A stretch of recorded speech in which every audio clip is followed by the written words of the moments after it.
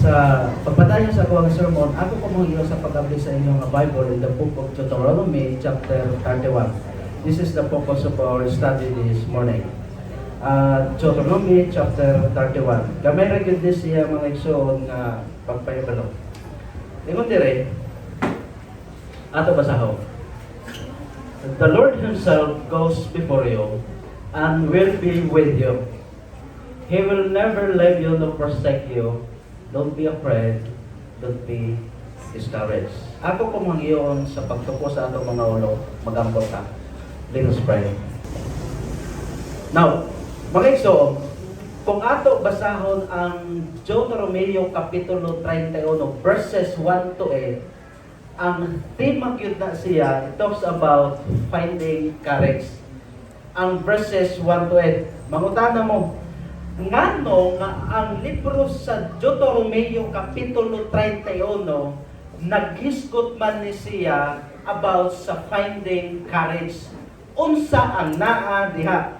Now, kung ato ni siya basahon mga igsoon, kini siya nga chapter nag-describe ni siya about kay Moses' farewell address to the Israelites, including kay Joshua.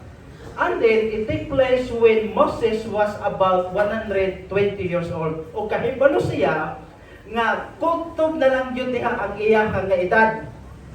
Basahan ninyo ang chapter 34. It talks about sa kamatayon ni Moses. Iko ra gyud siya gipasaka sa Ginoo sa Mount of Nebo in the plain of Moab.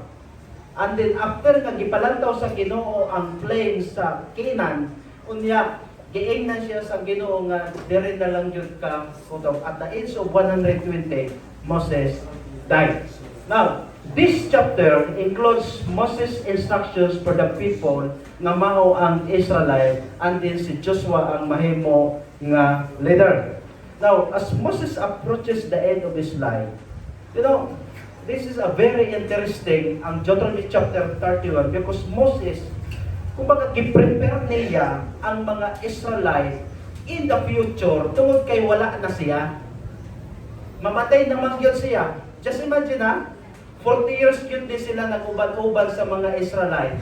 And then here comes nga kuhaon na siya sa Ginoo. That's why he prepared sa mga Israelite with Joshua nga iba na ang magdumala sa ilaha. And then gikinahanglan po according sa Deuteronomy chapter 31, nga ilag yun masabtan nga ang God's guidance will continue through Joshua. Mao na ang gusto niya nga ipabot sa ilaha. And in this chapter also, it is a reminder for us nga giingon diri continuity of God's promises and the necessity of guidance through His presence. Naay mga transition sometimes sa leadership, but always remember this one. The presence of God, the guidance of God is always the same. Dili yun na pwede nga mausap. Now, sa pag-lead ni Joshua, this is not a will of Moses. This is the underscore by God's command. So meaning, ang transition sa leadership is not merely a change in human authority, but a reaffirmation of divine guidance. So, ang gisaad ni Moses kay Joshua, mingon siya, God Himself will go before them and ensure their inheritance of the land. Mao ni siya nga ang teksto diri mga igsoon sa bersikulo 8, mingon siya, Joshua, don't be afraid, don't be discouraged, because God will go before you and God will be with you. Now, naay mga punto nga gusto na ko i-emphasize dire. Mga igsoon, this is what we call this a separations between sa District 21 and then ang Sibulan Church. Pero sultihan ko kamo, based aning nga chapter 31, while human leaders be changed, God's presence and faithfulness remain constant. Kung naay changes sa ato ang District 21 o 22, kay musipalit naman gud ni ang Sibulan, sultihan ko kamo, God's presence and faithfulness remain constant. And this is what happened sa leadership ni Joshua. nga gusto i-emphasize ni Moses nga despite nga wala na ko, despite nga pila ka tuig ta nga nag-ubang, unya ikaw na ang mahimo nga leader, same nga ang presence sa Ginoo, ang faithfulness magpabilin kaninyo. That's why si Moses migsulti siya sa congregation nga mingingon siya, the Lord Himself goes before you and will be with you. He will never leave you nor forsake you. Don't be afraid. Don't be discouraged. And I would like to remind everybody nga this text na ay tulo dire ka mga points nga gusto nako i-share sa inyo. Pag-ingon ni Moses, the Lord Himself goes before you and will be with you. Meaning, God is actively involved in their journey. Mga igsoon, despite nga na ay transition or separation sa ato ang district, whatever lies ahead sa ato God is actively involved in our journey. Bisan asa tang nga district, bisan kami nga mga magbubuhat i-assignment sa lain nga dapat, the only thing na always namo ginakuptan that God is actively involved in our journey. And District 21 and District 22, whatever program that we have, always remember this one, God is actively involved in our journey. Ingon pa din, this verse assure us that God goes before us.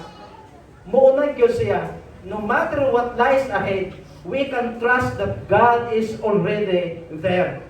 He prepares the way for us, guiding us through pathway in which we not see. We don't know kung unsa ang sa future. But maka-assure kong mga igsoon, if we remain faithful unto the Lord, the presence of God, and also His actively involved sa ato nga journey.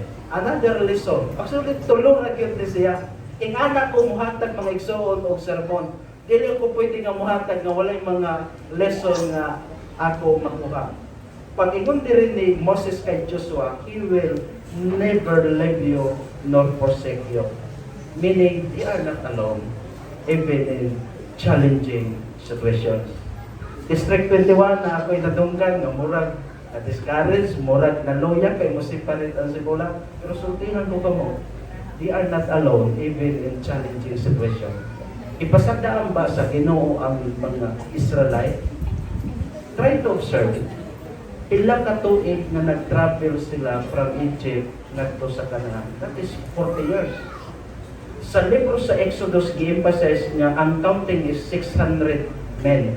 While labot ang mga babae ug laki. Sulod sa 40 ka tuig. Pero gibakot man ba sila sa Ginoo?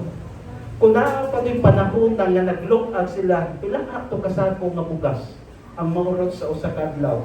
Tubig. Pero gipasagdan ba sila sa Ginoo? Wala. No, they are not alone even in challenging situations. Even nga naatay separation nga nahitabo, mo tawag yun nga we are not alone. Ang Ginoo makikubang nila. Mao na ang giingon ni Moses kay Joshua, He will never leave you nor forsake you. The promise that He will be with us. Ubanan yun sa Ginoo. Niya manggod ni si Pastore. Actually, musultir ako gamay nga experience. Ay, doon ko nakahinumdum pa ni siya. Kaduhag yun ni siya naghangyo ka na ko nga dawaton ang challenge dito sa Siquijor. It was the time na assistant church pastor ko sa Central Church sa Dumaguete. 2023, November, nakahinumdum ko anak nga mingsulti siya sa ako sa office nga na ay opening sa Siquijor. Nagkinahanglan kami og email dawata. Sa una niya nga pag-approach, wala gyud na ko accept na colleague. It is because pili na ako sa akong kaugalingon, wala man ko talit-alit nga canvassing, makikatubang sa mga tao. Mahantok man ko mga tubang ng tao o munaknak sa mga portahan. First instance to nga wala na ako gidawat. And then, ikatuwa nga nahitabo, ang ato nga treasurer, siya na yun na naghangiyo ka ako nga may opening sa Siquijor. Pwede ni mo na dawat ko. Nakanindot anak, maone. Wala po na ako gidawat. pag ikatulo, kay remind ako ni Pastor Oto, nakapag-inom to, maybe this is a plan of God na iputang ko sa Señor. Ang usang manggod nga nakahatag og negative sa ako, kay daghang ko madunggan nga istorya, ang Señor lisod na, dagko din ang balod, ang mga tao diha, ana-ana. Pero sa diha nga after nagka-istorya mi ni Pastor nag-message dito sa iya, Pastor, dawato na ko ang Señor. So, gi-approve, it was 2024, January, and then, ang effectivity, Pebrero gihapon, pareho ating nahita ko. Here comes. Ako, mutuog yun kung ang Ginoo dili mo pasibaya. Nga no? Muadto og Sikihor, bisan o sa way ko kaila, gawas kay Pastor AJ, o kay Pastor Archie ng Petrita. Maura man gud na sila kaduha ang ako nga kaila. Ang daris, wala gyud ko yan na nailan diha nga mga members sa Secure Church. Wala.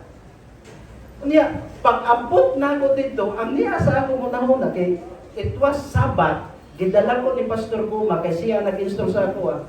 Bitbit ko sa ako ang bag. Pag-abot na ako sa church sa Secure, wala gyud ko kahibalo ko. Asa ko mo puyo. Well, ongoing ang programa for installation, ang niya sa ako una-una, asa ka akong magpuyo ani? Iba o magod na ang number one, asa ka ako ani magpuyo? Promote, pito kung asa na ay bikat nga balay, ingon sa mga kaigsuonan. Mangita ka diri pastor og balay, andam ka og tag 6 mil, ang bulan 5 mil, na, patay ka ani. Kung asa na ani makuha o gaman. And you know, this is the blessing. Kaya nga no, naay balay dito, nga naay usa ka magbubuhat nga nag-approach sa tagiya, wala gyud ming sugot. Unya ako, pag-abot ako daw ni testingan, basin musugot ra ang tagiya. Nahibulong ang mga kaigsuonan sa Secure. Gawin mo sila, maayo ka no, kay pag-approach na mo sa tagiya, ming sugot man. Ano no? Grabe ang blessings nga gihatag sa Ginoo. Pag-este na ko ana nga balay, 2,000 ang rent. Pero free ang wifi, free ang pagluto, ang tubig, ang kuryente. Basta matag ra ko og 2,000 asa ka ana makakita og balay nga mobayad ra ka og 2,000. And then free tanan. I never experienced sa sulod sa usa nako ka bulan nga naglungag ko. Kaya ang ako magibuhat, even though nga dili ko ang district leader, kasi si Pastor AJ ito ang district leader, ang ako, first month nga gibuhat, nag-house to house visitation ko sa mga kaigsuonan. Buntang, bisita ko, diretso pamahaw. Kulte, bisita, dalakan bus o pangayo o referrals. Nahurot na ko ang mga balay sa mga kaigsuonan dito sa District 16. Mao na nga, grabe ang blessings na gihatag sa ako. January 26. Dili man unta ko pwede nga kuanong ba usa ni despididahan. Dili man ako dito ang district leader. Pero naghimog yun ang District 16 o special na program for despedida. Ang niya sa ako una-una, kay Wilma good ni siya, ang ako na po na travel, pagdala sa ako mga gamit from Sikihor, going here, kay na ako mga libro nga stock. So nagkinahanglaman na ugsakyan na makagangan, dire-diretso. Unya, it was the time na 24, nahulot ang ako nga kwarta kay nag-enroll si Mrs. o Bible subject sa CPAC online. Dili man siya makaproceed og enrollment unless kung daily mabayaran. So ang ako nga savings, nahulot yun siya. Now, 26 sa January, nag-despedida, enjoy mga iksuda. Ang niya sa ako muna-una. Please, bubiyahe na ko. Asa ka ko ang niyong kwarta. Ayun no, kahipatong yun ang ginaw ko noon sa ang ato nga din. Kaya nga no, during sa despedida sa Secure Church, grabe ang ilang ipangdagaan pa o mga gift. Unya sa katapusan, naigihatag, gamay ra yun na supre. Unya, wala na ako nag-open. Pag-abot sa balay, gi-open ako. I was surprised nga. Bakit man ang gihatag kanako? Mao na nga nakabiyahe ko padulong dire. Kung ang Ginoo ka, pibalog yun kung unsa ang need nako. You know, sometimes uban nga maghunahuna nga secure. Dili na siya may sultihan ko pa mo. Secure is a good place. A good people. Kay ngano, very hospitable ang mga tao dito. I never experienced during sa ako nga canvassing nga naay nag-cancel sa ilahang na order. Mas dakang ba ang ako nga cancel diri sa Dumaguete. Pero si Kihor once nga ang tao mo commit nga mukuha og libro, mukuha gyud sila. Unya mobayad gyud sila sa inana kanindot lugar sa Secure. My friends, mga igsoon, it is not just about preparing the path, but also ang Ginoo nag-promise that He walk with us. Makikubang yun ang Ginoo. This divine companionship makes all the difference when we feel alone or face difficulties. Ingana Ginoo. Ug ang katapusan mga igsoon nga lesson na gusto nako i-emphasize dire. Our time is 11:15. Fear and discouragement can be overcome by trusting in God's presence and promises. Pag ingon ni Moses kay Joshua, don't be afraid, don't be discouraged. Meaning, fear and discouragement can be overcome by trusting God in His presence. District 21, sometimes naatay fear, kahadlok, pero sultihan ko kamo, fear and discouragement can be overcome by trusting in God's presence and promises. And His presence is our strength. Mga igsoon, we don't know kung sa ang mga adlaw na umalabot ka nato. But let us trust God. Despite na naay separation, transition sa ato ang na-district, always remember this 3 days. In conclusion na, Pastor, ang libro sa Deuteronomy Kapitulo 31, versikulo 8, serve us as a powerful reminder of God's presence and encouragement in our lives. No matter what the challenges we face, we can move forward with confidence, knowing that God is with us every step of the way. May God bless us all this morning and happy Sabbath.